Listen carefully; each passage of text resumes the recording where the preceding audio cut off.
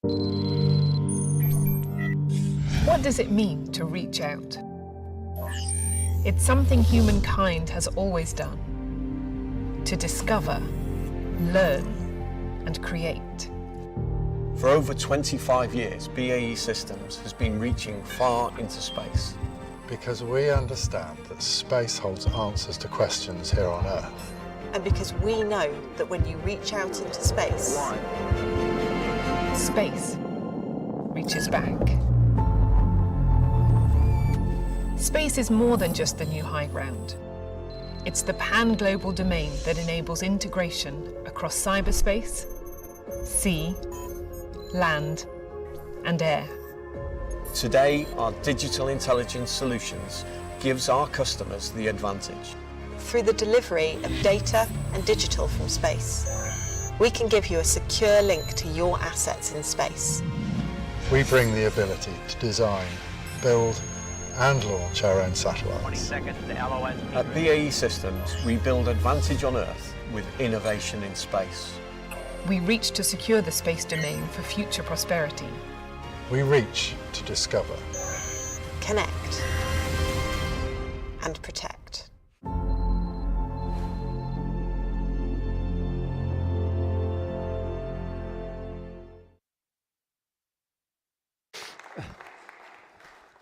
It's a fantastic video, isn't it? Reaching out to space to solve the problems here on Earth. It's a fantastic statement and really does go some way to hint at the possibilities that AI bring to us from our space domain. Can you imagine a more sustainable future, a better environment brought to us by the ability to interpret and decipher data from space in almost real time? It's a fantastic opportunity, or either really good marketing, you decide. But it's not the first time that the space industry has brought new technology from the development and exploration of space. Ever since the launch of Sputnik in 1957, has the space industry been bringing new innovation to the Earth for the benefits. And we only have to look at things like artificial limbs, non-scratch lenses, all of you glasses and contact wearers, the non-scratch came from our exploration of space. And my particular favorite, non-stick surface, Teflon surface of pans. Every kitchen around the world must have this technology born of space. And like in my household at the weekend, we all gather around the cooker, the boys sit at the table, my naughty twins, and I make them pancakes. I have tried explaining to them that Teflon was developed for space, a non-stick surface. Are they interested? Not really. They're interested in the pancake. And this really goes to, as a bit of an indication of where AI should get to from space. We shouldn't really notice that it's AI. We should take the benefits from space. We should only really focus on the pancake. My name's John Young. I'm the head of strategic campaigns for space at BAE Systems.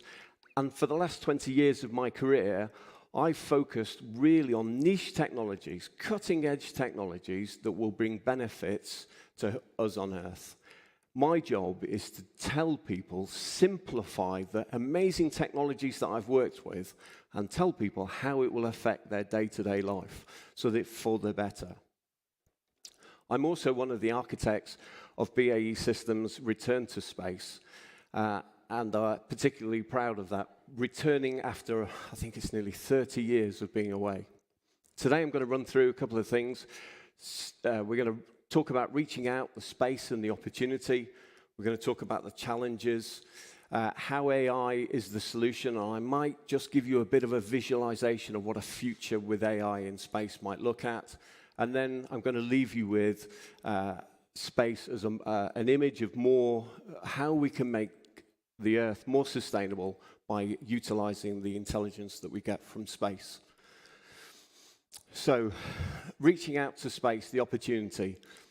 it's really difficult when you've spent an immense week already listening to some incredible speakers, an amazing opening ceremony, to say, well, of course it can.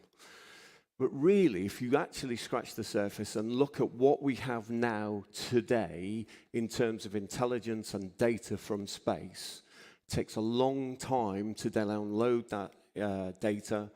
It's analyzed, processed, visualized, and then presented in some of those amazing photos that we all see on the internet. The path of a river over the last 20 years. It looks amazing. The effect of a misplaced town on a floodplain next to the river looks incredible. Fires in California, we can have a look at those retrospectively and see the pathway that they followed. We can't really do anything quickly or instantly with that intelligence.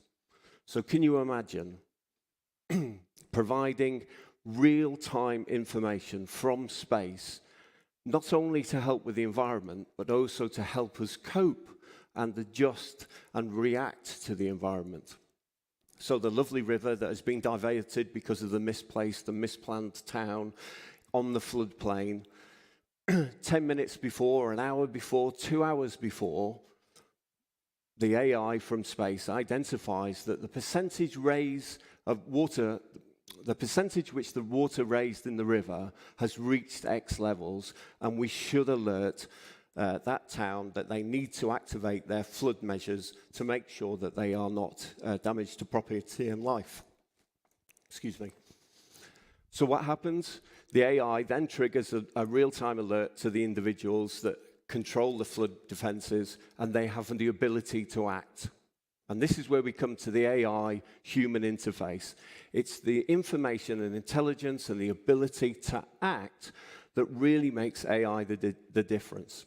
Similarly with the wildfires of California, excuse me. What happens if, instead of reacting to a great big wildfire and having masses of resources deployed, that we can give up to an hour in advance warning to the fire commanders that actually this particular part of California is looking a little bit hotter than the rest? Real-time information born from space. Something that we couldn't do and can't do currently. And then when that fire commander is in the field, commanding his firefighters to put out that fire, what happens? Can AI then determine how to position those firefighters that takes in all of the environmental effects that then allows us to put that fire out in half the time that we can do now? At the moment, we're relying on experience, 30 years fire chief experience of how it might happen. If we could have an unemotional and unbiased opinion of where to position your fire people, that would make a big difference. So the possibilities are endless from space. We have an immense amount of data generated by sensors in space, and we just need the mechanisms to help us understand how we decipher that data better. So, why BAE Systems? BAE Systems is probably the biggest company you know that you didn't know does space. But the reality is we've been working in space for probably the last 25 years with the European Space Agency. And we've provided a deep space telecommunication modem that helps ESA navigate and brings all those amazing pictures back from Mars and Saturn, and has an incredible capability for navigating around that deep space solar system. We also manufacture red hard computer boards, which are from our American business. And the claim to fame here is that we have on the Mars rover, on Mars as we speak now, one of our computer boards. And if you've ever watched the film Mars with Matt Damon, you will be able to know that when he opens up one of the Mars rovers, one of those computers is a BAE Systems computer. So we do have some experience in this area, and we have now future, I will tell you a bit later on about the future ambitions of BAE Systems in space. But I'm going to move on to the challenges, because there are quite considerable challenges to AI in space. And we've heard a lot today, especially the opening speaker. That was a fantastic address that talked all about bias in AI, general populace AI, how that has to be regulated and monitored, and the ethics of their AI, all of those things still apply to space. But if you go through a life of a satellite, we have some other considerations as well. To start with, you strap a satellite to a rocket and fire it at the atmosphere. And that in itself is an immense challenge, an immense amount of fuel. If it doesn't explode on the way through, it's going to be shaken to death. And then when you get into the atmosphere, you're just hoping that it's still working. Because if a connector came loose, you're not going to go and fix it. And it comes and joins the ever-continued amount of debris that is in space at the moment. And we'll talk a bit more about sustainability later. There are also the other things that come into the challenges as well, and most of them are human factors. So how are we actually programming and delivering our data? At the moment, most satellites are fairly dumb.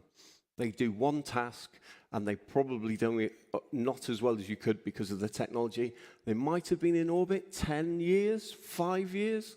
If we think back 5 years and the technology, even on our own mobile phones, everything's moved on, apart from the assets in space who have stayed still. Their computing power is still the same. Their ability to do things is still the same as 15 years ago.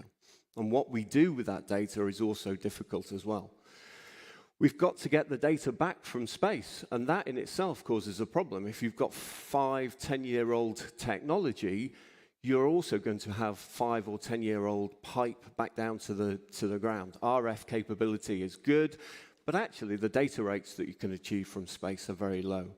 So when you start looking at real-time data, it's very difficult to understand the volume of data, the delay in the data that comes down from space, and actually provides us with an enormous delay, because then we have to process, we have to categorize, we have to then visualize, and that all takes time, and hence why we get these beautiful pictures probably aren't that much use to us. Then there's the debris as well. What do we do after life? What do we do with that debris? And that's an increasing sustainability problem in space. Debris is becoming, as we already know, a dangerous problem for space. As we've seen, there are something like 7,000 satellites in space. Only half of them actually work.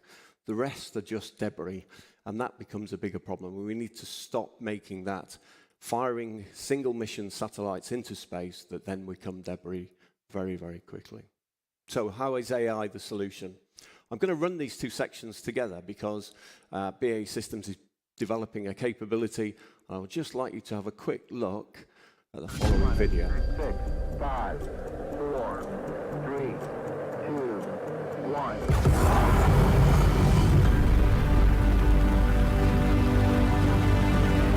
20 seconds to LOS T-Dress. Contact. Nice to be in orbit.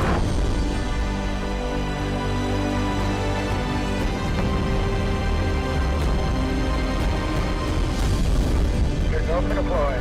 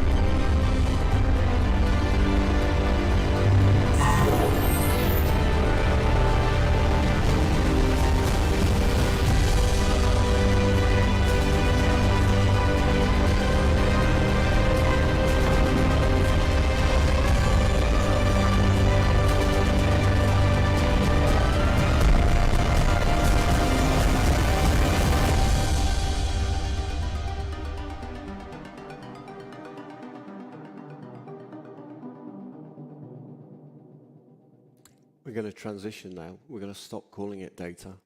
We're going to ignore AI. We're just going to call it intelligence, delivered to the end user in a timely manner. I think that's where we need to get back to the pancake analogy. It needs to become real-time intelligence delivered to the end user and in a timely manner. How do you do that, given that with all of the challenges that we've just talked about?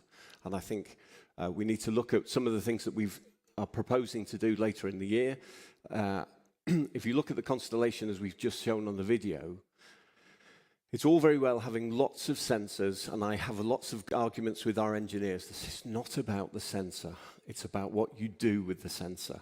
And so you can have optical sensors, you can have radio frequencies, you can have detection, you can have signal aperture radio. Those things are great, but it still takes ages to get the intelligence back down to the Earth. So why don't we move the processing up into space? And suddenly we change the language altogether to edge processing. Space suddenly becomes the biggest cloud network we know. And when we start thinking about space like that, instead of a difficult environment to operate, we can start thinking about how we can make advantage of that intelligence from space. So what we're proposing to do is fly a cluster of 4 satellites that will be part of a bigger constellation. Those 4 satellites will have a suite of sensors. Let's not get carried away with what they are, including SAR. It will also have the ability to process data on board in between the 4 satellites, and pass data in between them, so that we might fly over a site that takes an optical image. That optical image identifies something through an AI algorithm. It then tasks a further sensor to collect another piece of data. Those 2 pieces of data are fused and reanalyzed. And if their answer is yes, then it acts. If the answer is no, it does nothing. And suddenly you start thinking about, how do I manage my data back down to Earth? If the answer is no, I don't need to. I can use it at a different date. I can use that as data into my storage, my ground truthing, but I could use a different route for that no data. I could send it via geo and reroute it in a faster way, or I could just do nothing. I could just delete it. The yes data suddenly becomes, yes, I need to do something with that data, but where am I going to send it? Who am I going to send it to? Does it go to a central repository in the next overfly, or does it go to an end user with an action to act? Whether the user uses that, takes that notice to act, it's entirely up to them, but actually they've had real-time intelligence. When we talk about real-time intelligence, we're talking about within 10 minutes of that overpass. Now that's a world away from where we are at the moment, where you can wait for data for up to a week. So suddenly we're processing data, we're coming up with a solution in orbit and distributing it to the end user. I think that's a fantastic step forward, an amazing use of AI. We could go and do the interaction between SAR and optical. Let's go through into our scenario again. Overfly, we identify a vessel within our waters. We don't know what it's doing, but we identify it as a fishing vessel. It seems that optical sensor then activates the SAR sensor that takes a sweep. That fishing vessel seems a lot lower in the water than it should be. Are they taking their quotas? Are they overfishing?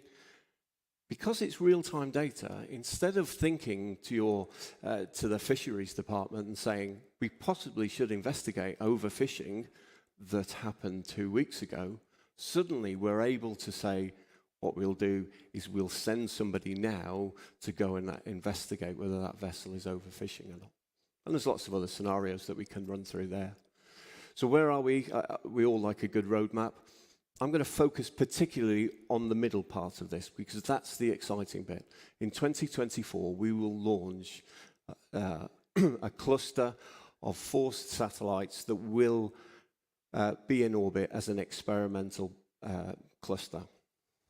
I would say to you all, come and use them.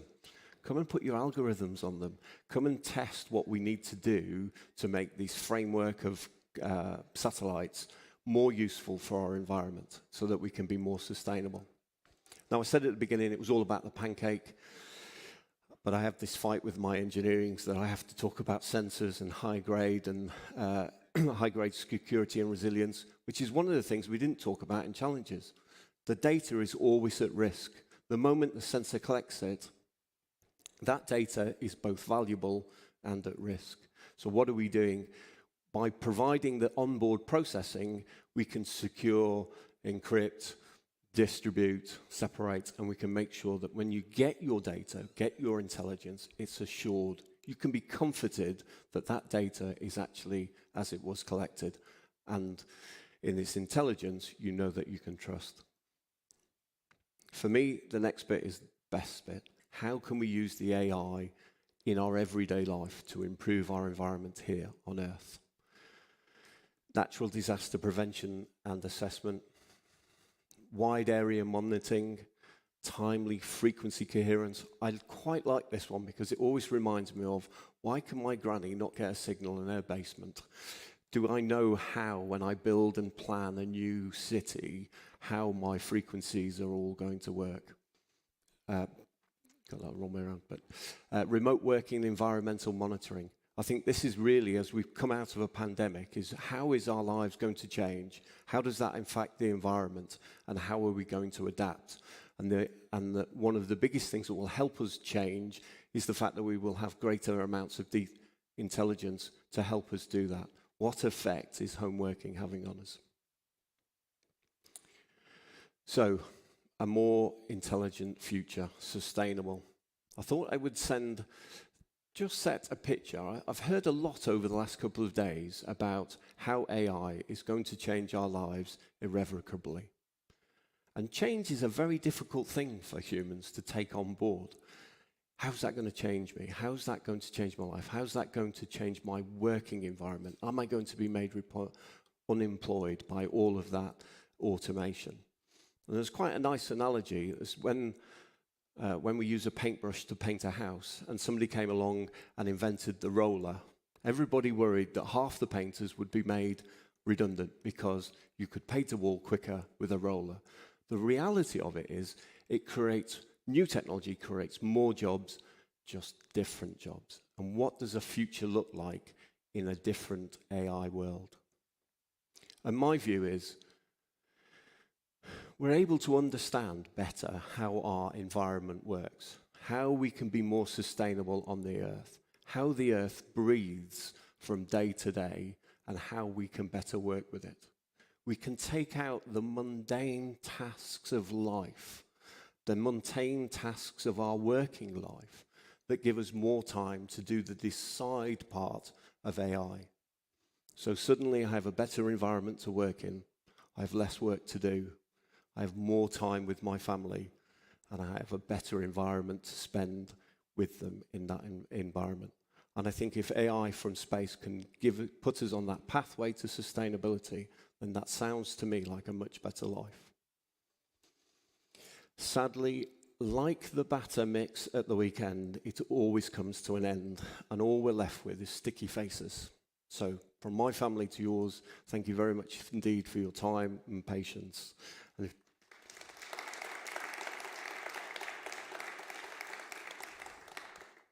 if you've got questions, I'm quite happy to take them now, or I'll be stood on the BAE Systems stand for a bit further. Yeah, yeah. Thank you very much.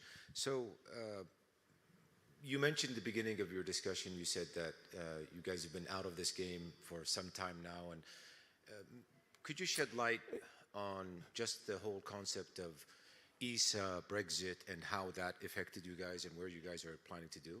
Yeah, I think it was one of those unique bubbles for us, for ESA, I think. We haven't actually been out of space for that long. We've just pretended we have been. So we've had an incredible relationship with ESA for the last 25 years. We've been providing them with a deep space modem. We've been doing lots of other work with them as well. I think the European Space Agency is an entity in itself. It's set up that way. And as a member nation, the UK is exempt for Brexit. So it's a strong relationship. We had confirmation through the UK space strategy just recently that we will remain a member of the European Space Agency, and from my mind, that's a great thing. But do you anticipate that there still is going to be another path line, national level, to make sure that we're ready for a worst-case scenario? I mean, it's very hard to predict. I think, unfortunately, it is just so hard to predict that future. I would like to think that the strategy laid out by the UK Space Agency indicates a very tight partnership with the European Space Agency going forward. I think that's the way that we will progress both technology, the use of that technology with respect to the environment. I think it's the best way to go. We should maintain that partnership with the European Space Agency.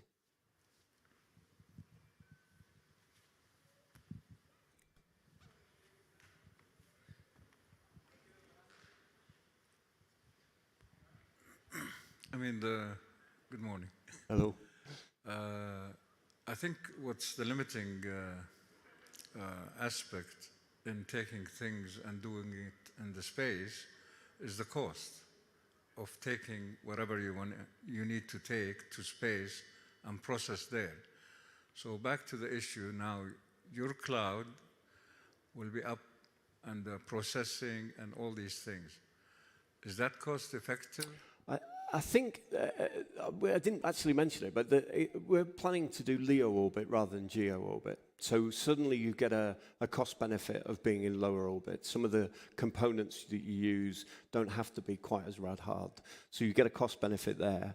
I think the lifespan of the assets helps some way in doing the rotation of the upgrade of that technology on board, if you like. So if you sort of said a lifespan of an asset in LEO is only about five to 7 years, there is a possibility of refueling, which I would like to see happen. I think we've designed that into our concept already. But actually, there's an opportunity to say the cost reduction is so great for LEO that you're able to update your technology on a 5 to 7 year basis, so that you don't get stuck with 15-year-old technology sat in orbit, which you're trying to sweat that asset out to its end of life and extend its fuel on. I think that there is a real benefit to LEO orbit in terms of cost, and I think you're absolutely right.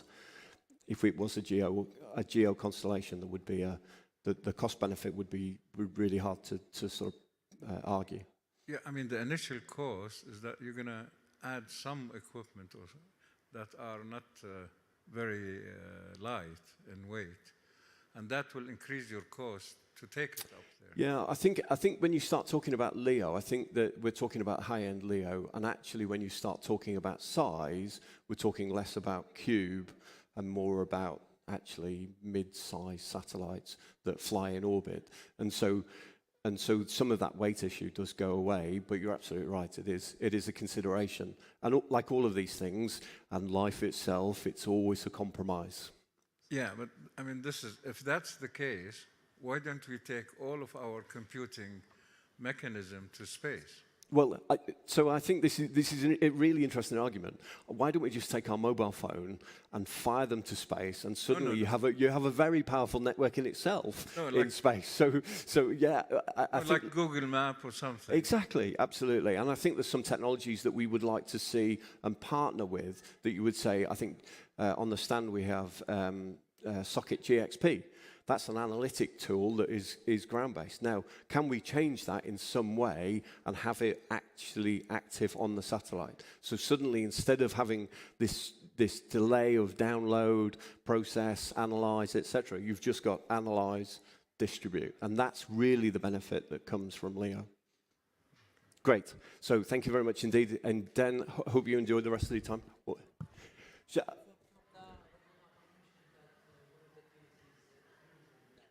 Yes.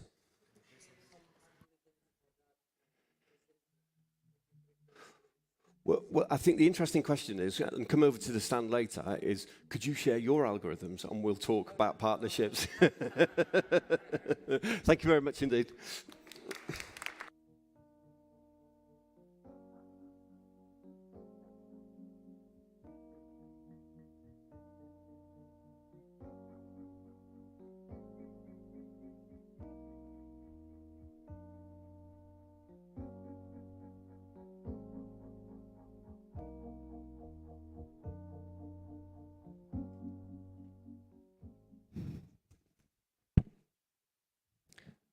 Good morning, everyone.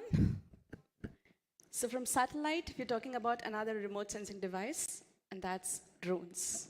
And that would probably dispel some of your doubts about the cost effectiveness and about many more capabilities that drones can do.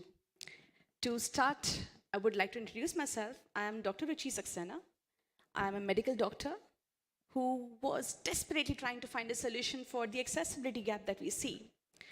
I was working in Nepal, and in the far west of Nepal, I came across cases after cases wherein people were losing out on the healthcare, on the safety, just because they were living very far away from the mainstream hospital, a lab, or a pharmacy.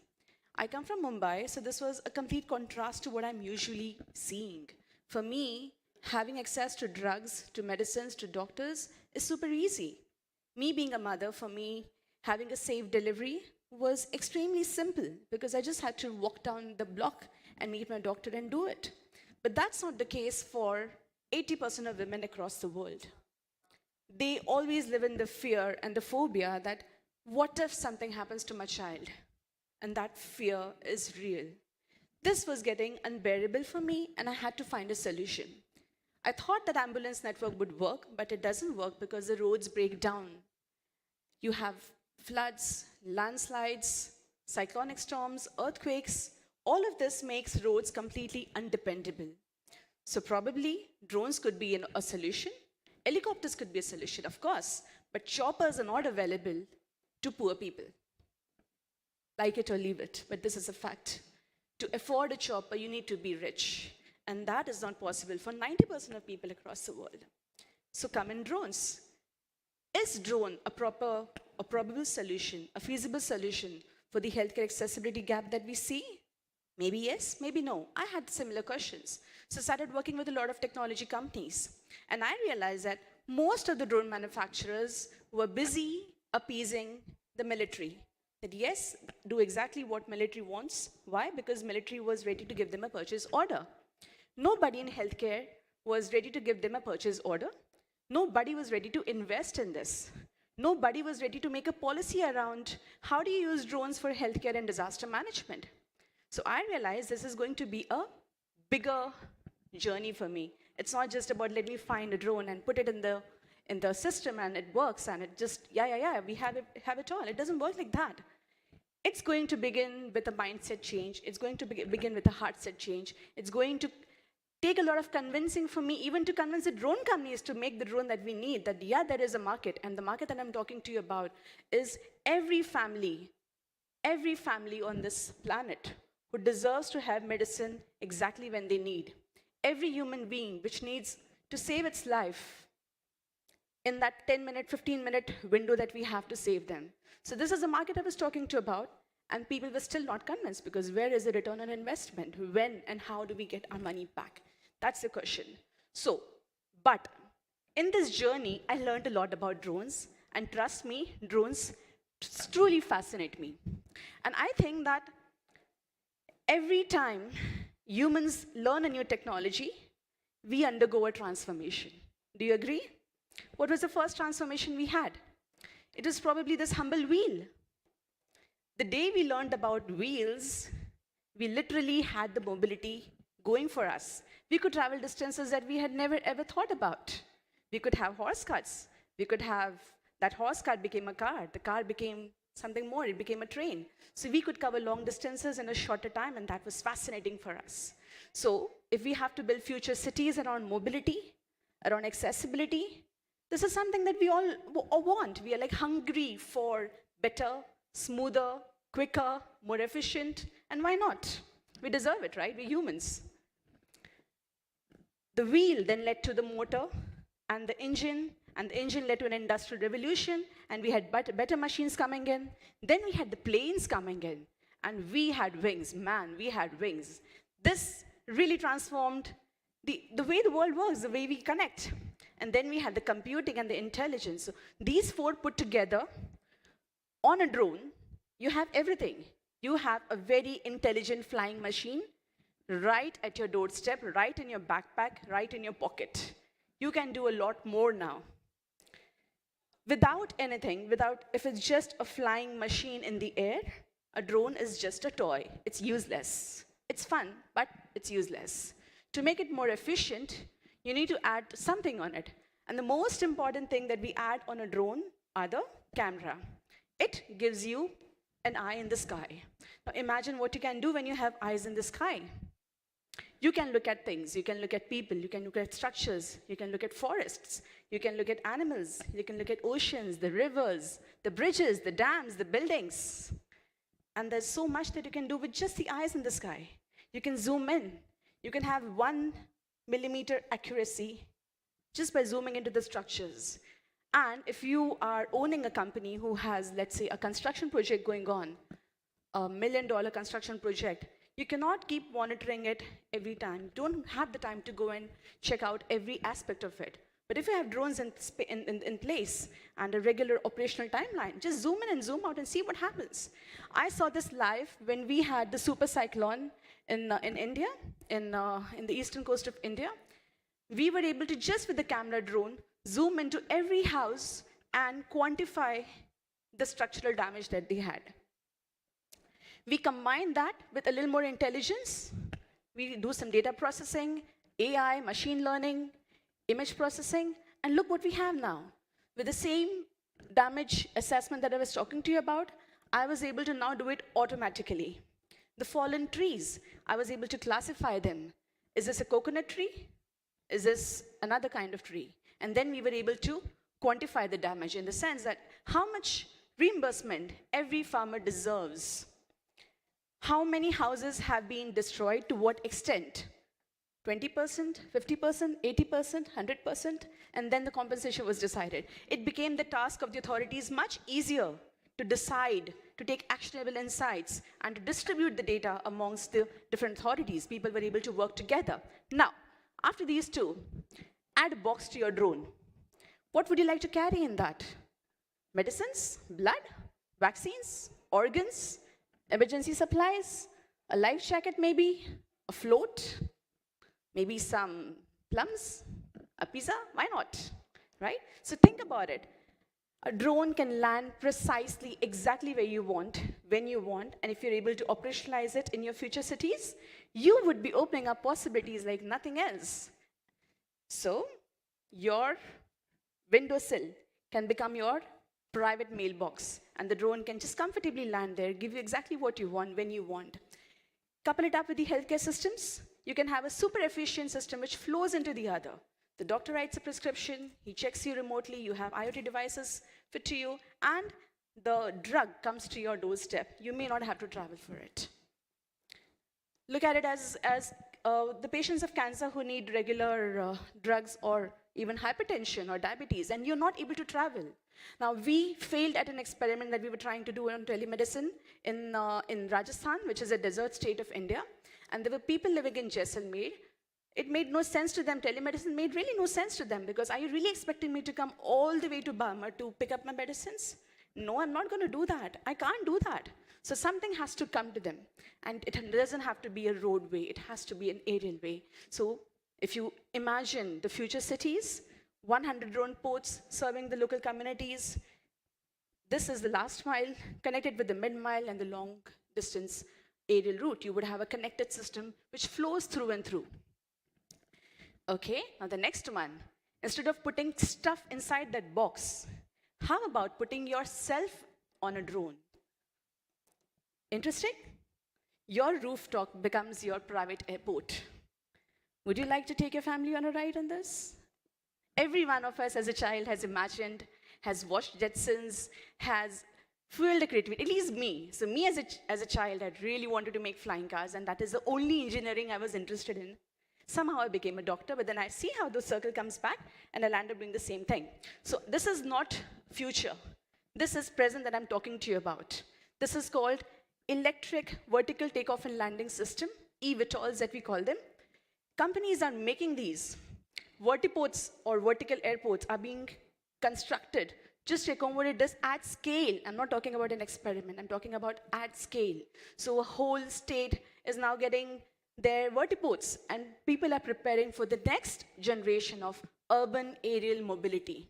that would complement the other systems of having a metro rail, of bus, of cars, which are all going to become boring in the future. And why not? This chart is again not the future.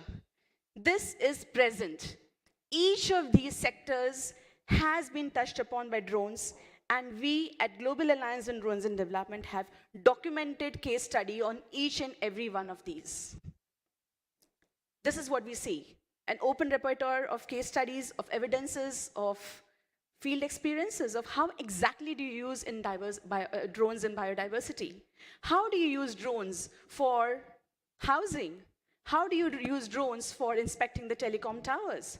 How do you use it in your warehouses to monitor your containers? So these are the case studies that we are accumulating so that any community, any youngster, any student, any government who wants an evidence of this, does this work? Should we invest in it? Oh yes, of course. This is how it works.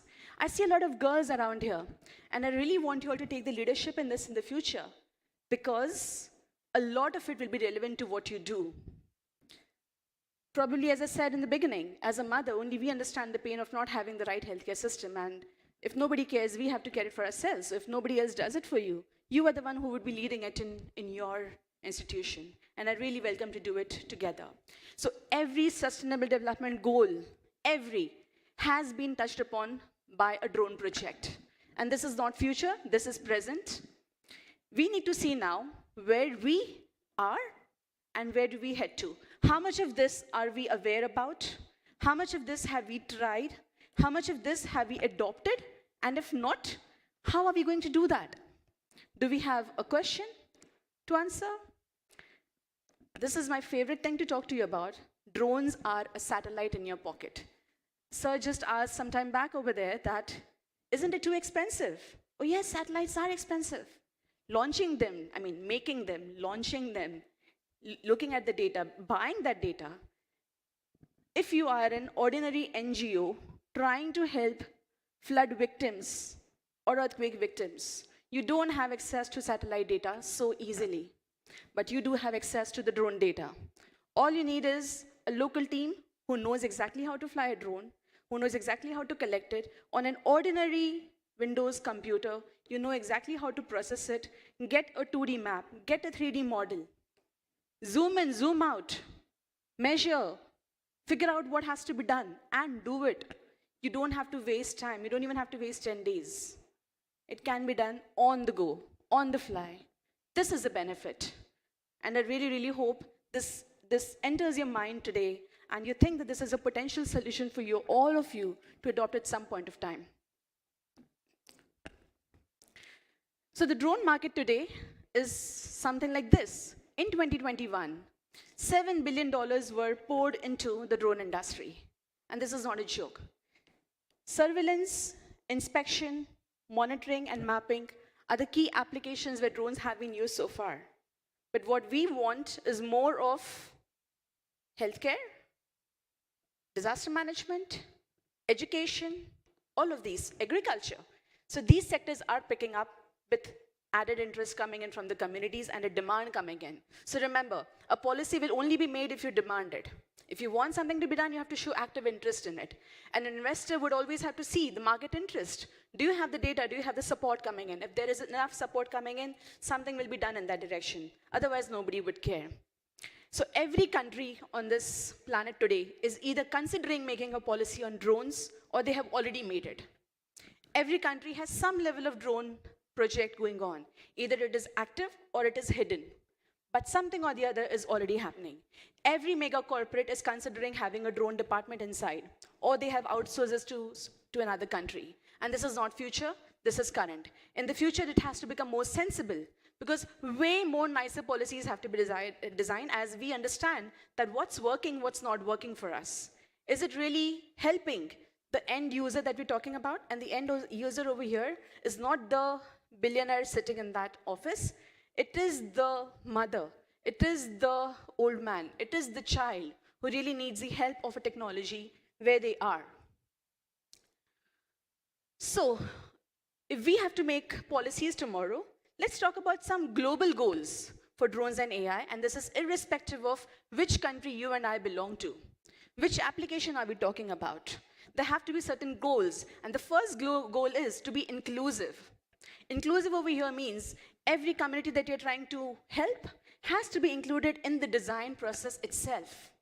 Not at the end. You don't go and bombard your technology. You don't come in as superheroes and say, hey, I'm going to fly the drone over your head and I don't care what you think about it. No.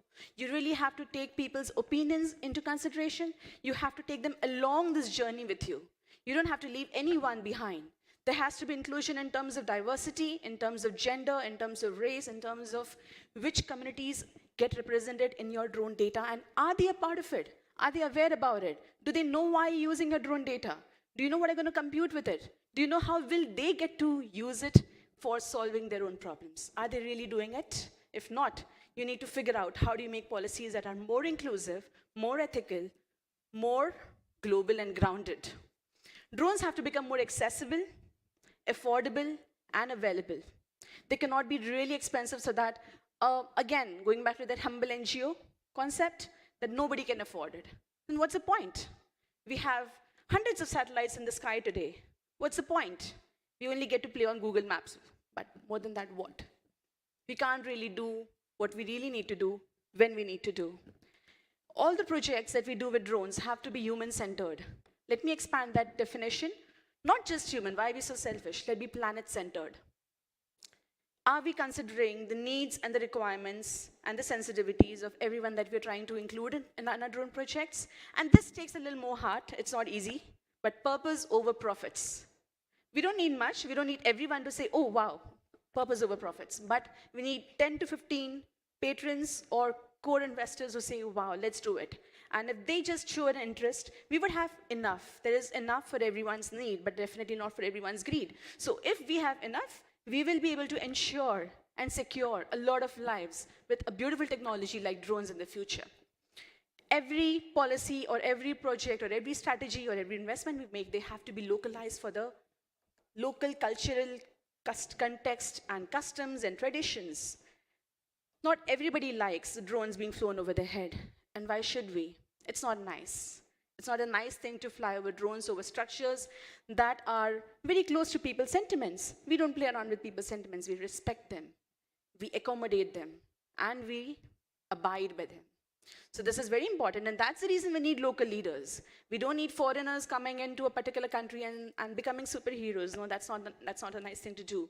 We need local girls and boys to learn a technology, to adopt it, to lead it, to manufacture it, and have everything going for them. So the catalyzing the change has to come from inside out, not outside in.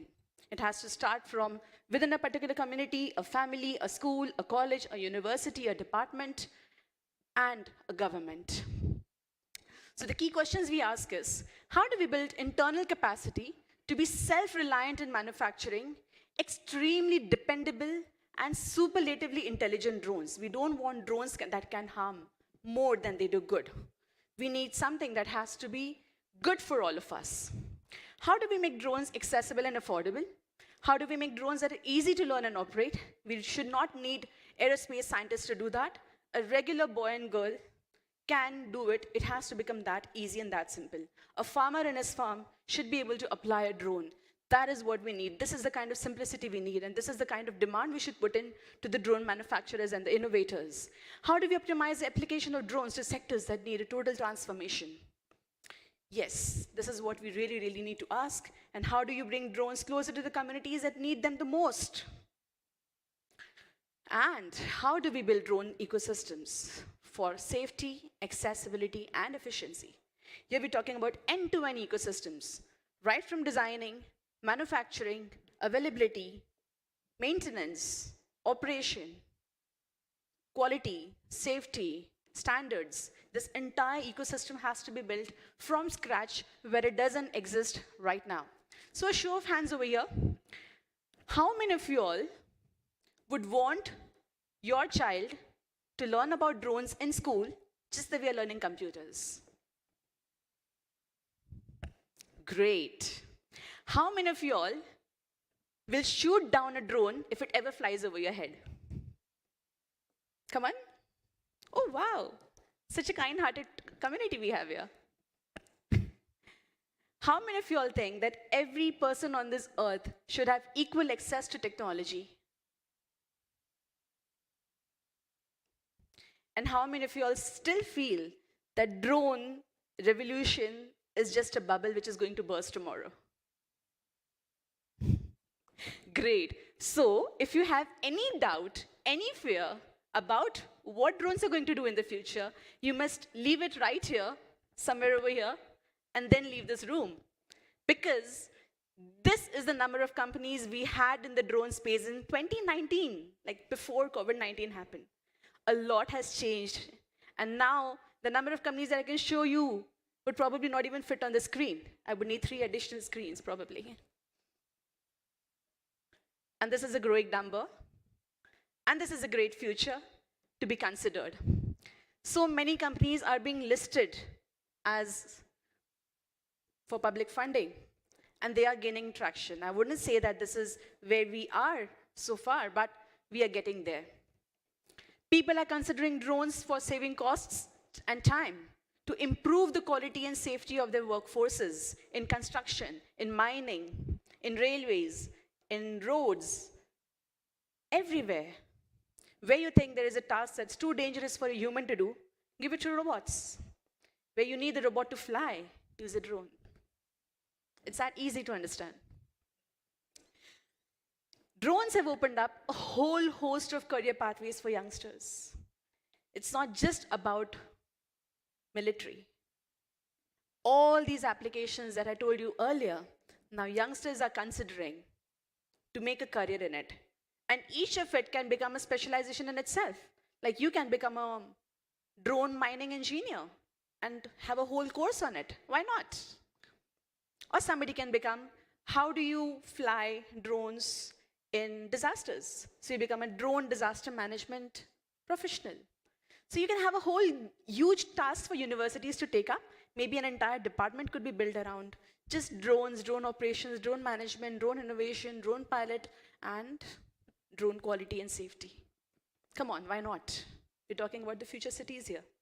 And we're talking about owning the responsibility of saving our community, of doing the best that we can do for the community we live in, with the technology that we have, the intelligence that we have, the smart, young minds that we have in our countries. And why not? Still, here where we are, and here where we need to be, we have long, long way ahead, a long pathway that lies in front of us that cannot be bridged by a few people alone. It has to be a circle which has to flow into one another, which begins with building collaborations like these.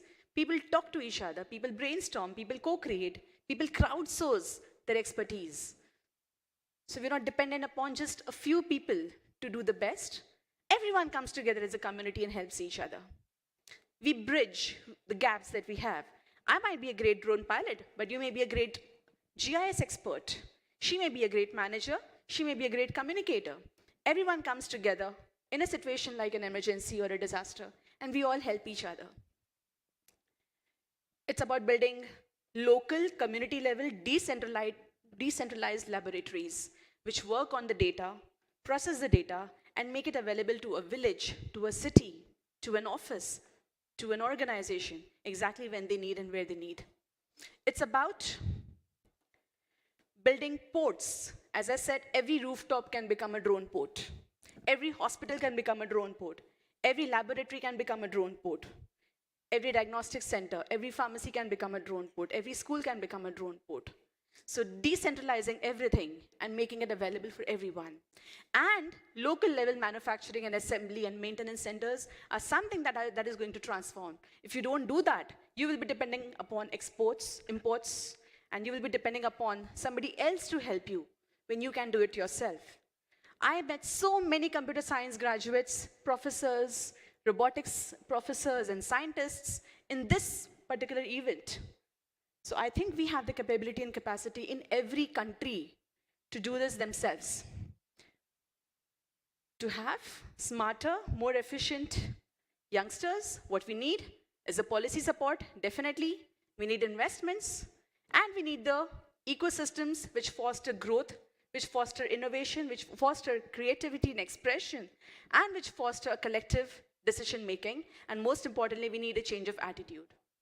We need the humility to accept a new technology, to appreciate it, to leave our phobias behind, and to do that, we have somebody who can help the drones, and that is AI again.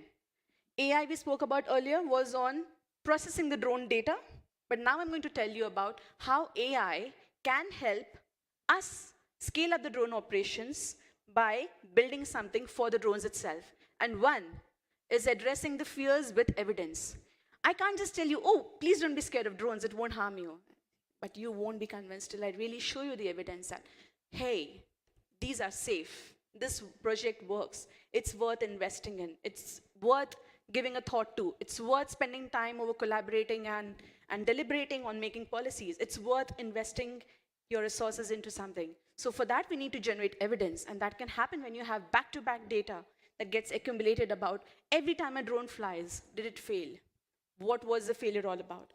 If there is no failure, then you're sure that, oh, fine, I had 1 million flights and there were no incidences, so it's worth having this project for my community.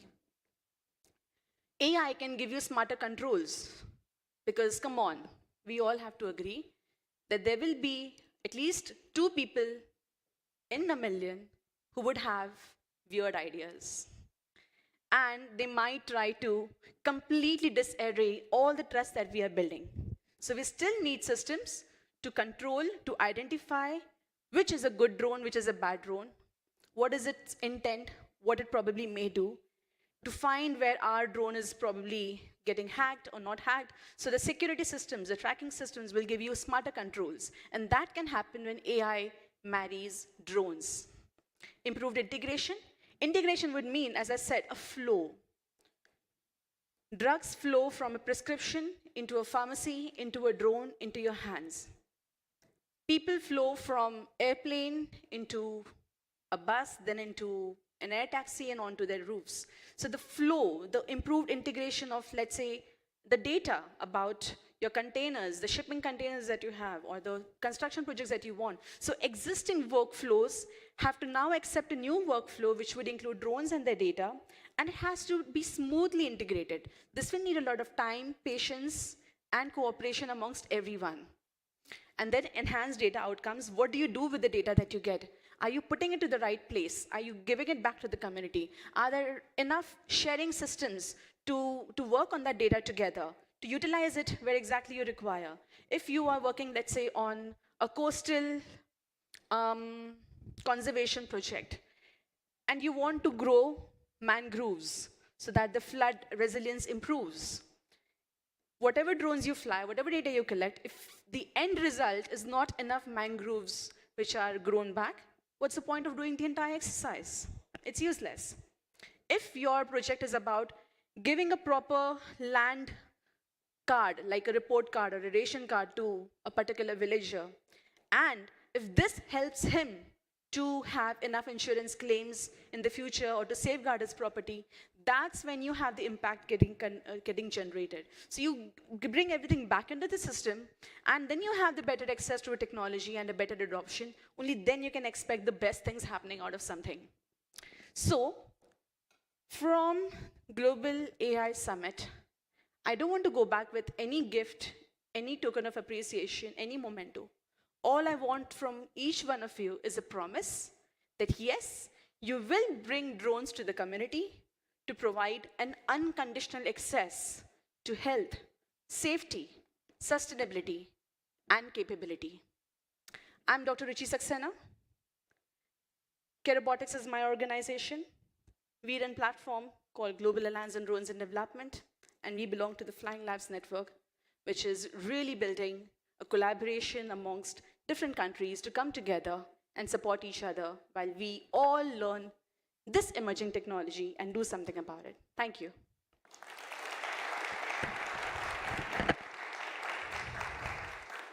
Questions, comments, discussions, ideas?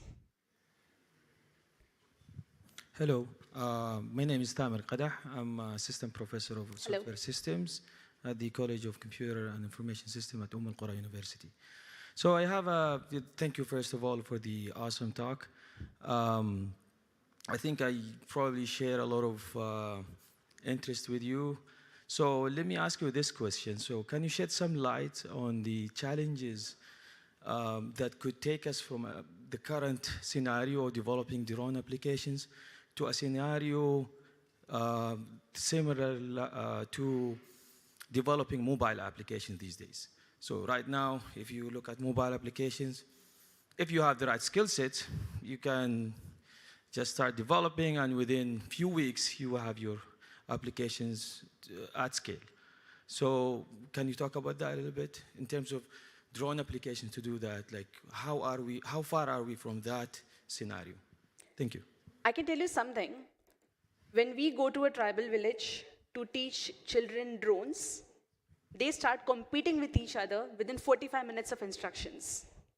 They're able to precisely land a drone. They're able to compute in the next 2 hours of instruction. They're able to kind of even program a beyond visual line of sight flight, like a tribal child who has never even held a computer in his hand before. So if that is the ability of the current drone systems, if children can do it, I think adults are too smart to do it. Then it's the only thing that's holding us back is our mindset and our readiness, maybe an investment, which we are still not having in this sphere. If we have the right readiness to adopt this, we will be able to do it. I don't think that's any reason why not to do it, because it's already happening. I told you, every project on that chart was a current, present scenario. It's not in the future. It's already happening. So if you as a university decide to take that lead, you will be able to do it. Thank you. Thank you very much.